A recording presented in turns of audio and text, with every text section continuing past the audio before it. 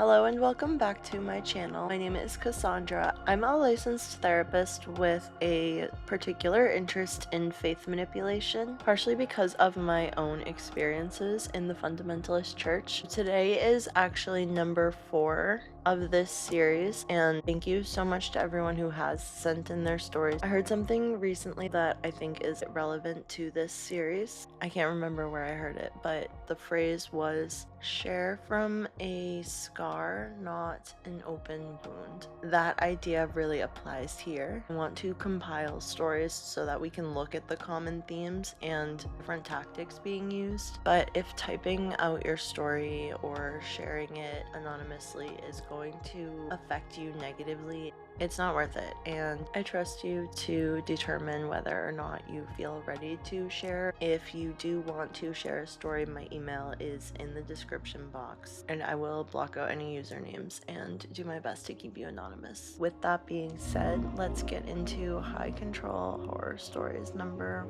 4. This one says, "Hello, I saw your post about sharing our stories about being in the Mormon church. I don't have anything truly horrific to share, but I was born and raised Mormon and recently have decided to step away from it. For me, the worst part about this situation is it opened my eyes to how truly toxic my mother's side of the family is. There are some good eggs, but most of the people I grew up spending time with are not actually the kind and caring people they praise themselves as. I've been on the receiving end of some strongly worded advice, read criticism, from my grandmother and an aunt. I haven't even shared with them I'm no longer active in the church, simply because I'm already under a ridiculous amount of pressure after placing a boundary in recent months regarding sharing information about my life. Growing up in the church, I was taught that as a young daughter of God, I needed to give up all my talents and time to the church.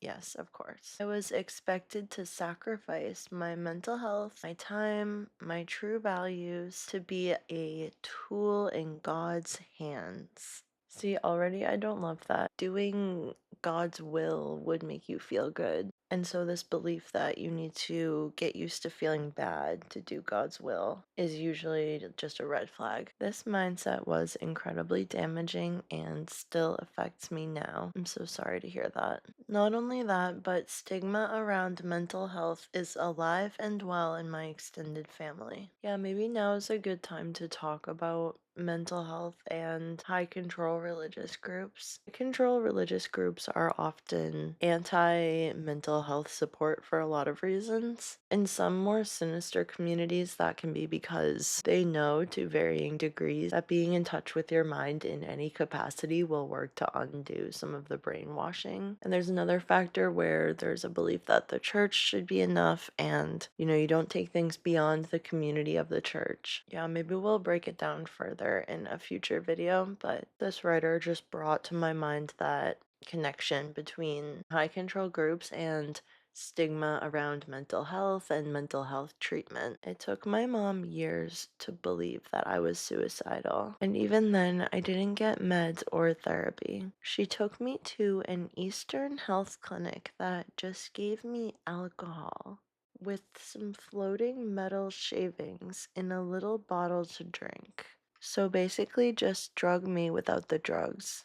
Wow, I don't know what that could be about. Just tried to see if I could find anything about floating metal shavings. Later, I learned several therapists over the years suggested I might have ADHD and gave my mother info to help me get help. Newsflash, I do have ADHD, and it would have been really nice to learn before I almost killed myself in high school because I couldn't focus or do well. My relationship with my parents is strained because of the abuse that unfortunately runs rampant in my mom's family and the depression from my dad's.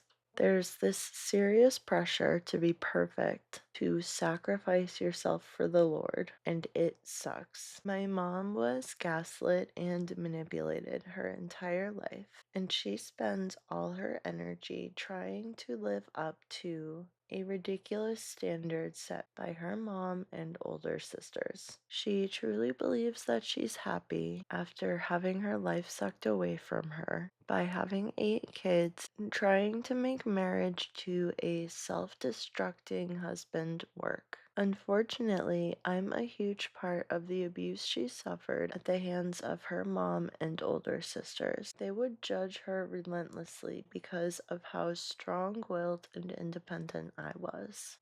Sounds like this person might be carrying guilt over how their choices as a child or young adult were then used as fuel for this abusive family, but I think that violent patterns of energy will find their way to be expressed. And that's a terrible thing for a kid to have to carry the burden of, to see their parent getting treated poorly while they're trying to navigate the world in whatever way. And this situation of someone, convincing themselves they're happy in a very chaotic life. I really believe in that idea that people are the experts of their own lives, but we also can fool ourselves, right?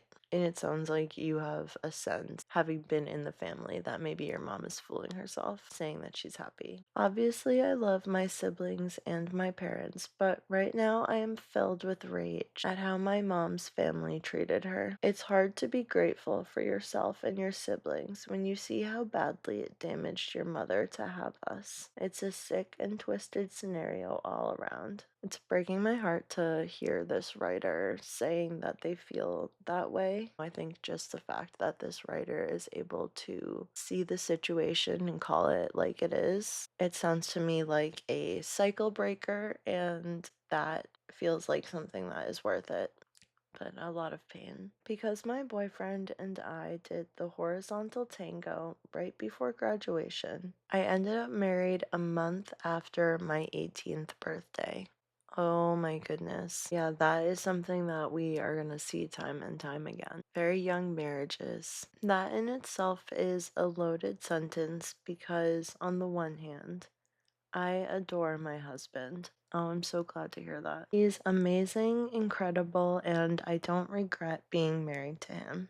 But on the other hand, I regret that I don't get to ever be young and free. My childhood was filled with abuse, and I never felt safe. Now, my young adult years will be filled with motherhood and wifehood. And there is definitely joy to be found there, but it's a sad joy. I am a mother now. In fact, I ended up a mom before my 19th birthday. We had a surprise honeymoon baby, but everyone I know will always assume we got married because I was pregnant. That fills me with incredible rage, and I hate it so much. But that's the culture I was raised in. There's not much I can do about it. I'm not going to let judgment stop me, though. I am going to heal from the first chapters of life. I am going to focus on showing up for my children, and I am going to reclaim who I am as a person. I find a lot of peace in Buddhist teachings, and also witchy ones as well. I don't think I will ever be fully comfortable in a denominational church again, but I know that joy is always around the corner. I am a survivor,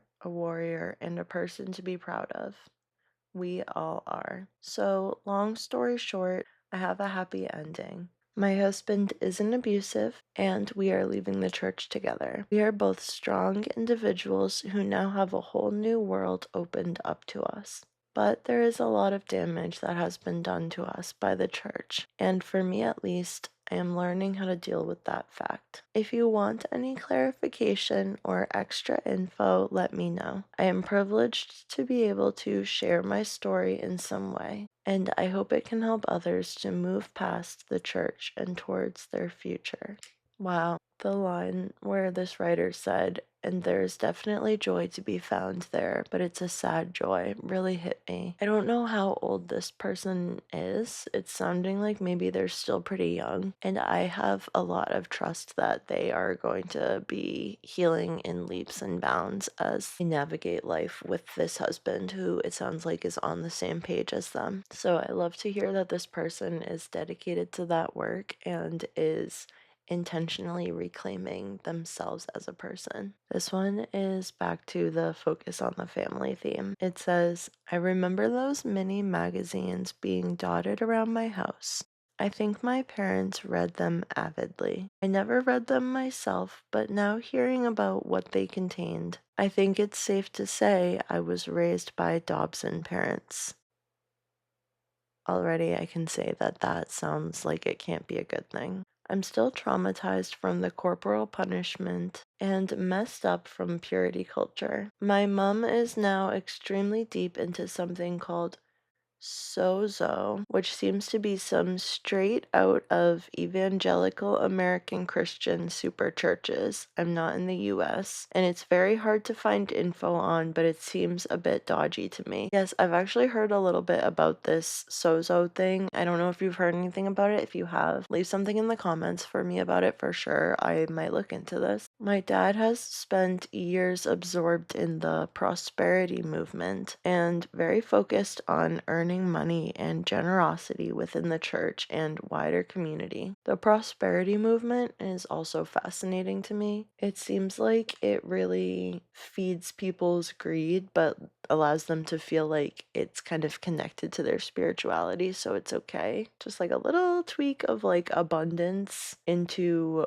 money and greed, but zero interest in having a relationship with me, his daughter, despite trying so hard in so many ways to connect. That breaks my heart to hear that you were trying to make those connections with him and it wasn't working. Mum is anxiously attached and dad extremely avoidantly attached. I'm currently low contact with both of them, finally trying to sort all of this out in my head and work through all the trauma. Well, I know it's not available to everyone, but if you are able to enlist in the help of a therapist, I think it is always a really good idea. I'm really glad to hear that you've been able to go low contact with them. I think that's such a great option, a great middle ground that allows you to, hold loved ones in your life without hurting yourself. I've been listening to the Strong Willed podcast, and I think I'll start listening to the I Hate James Dobson one too now. The Strong Willed one made me suddenly realize how much of that Christian media I grew up with. Adventures in Odyssey, Maggie and Me, Salty Tapes, etc., and how much nonsense I must have absorbed/internalized without realizing it. Gah.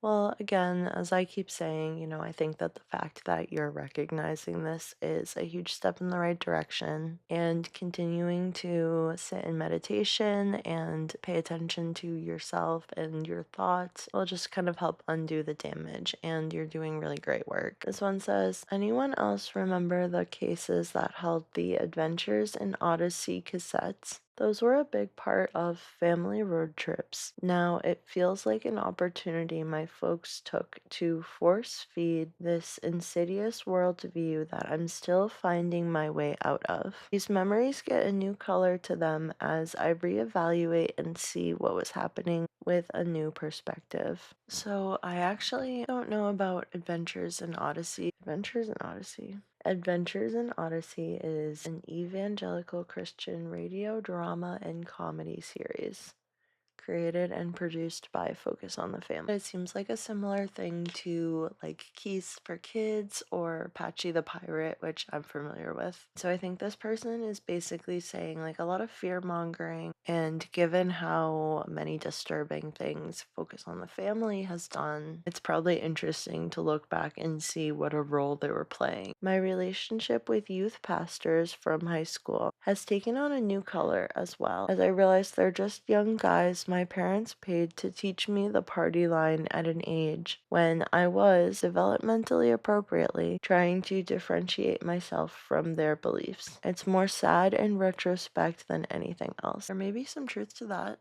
Whether intentional or not, whether these youth pastors were also kind of indoctrinated into it. Since the 70s in particular, party line entanglement with evangelicals is only too common. I'm going to leave it there for today. The other stories I have are a little bit heavy. I so appreciate being trusted with them, and I just want to be able to mix them in so that we can kind of give them their moment. And I'm trying to find a balance between very heavy stories and ones that are a little bit lighter. And so I'm going to save the rest for later. But that being said, I want to hear any stories that you have. So again, if you feel ready to share and you want to send me a story, please do. My email is in the description box. Thank you so much for being here. Thank you so much for watching. Please give this video a thumbs up and subscribe to my channel, and I will see you next time. Bye.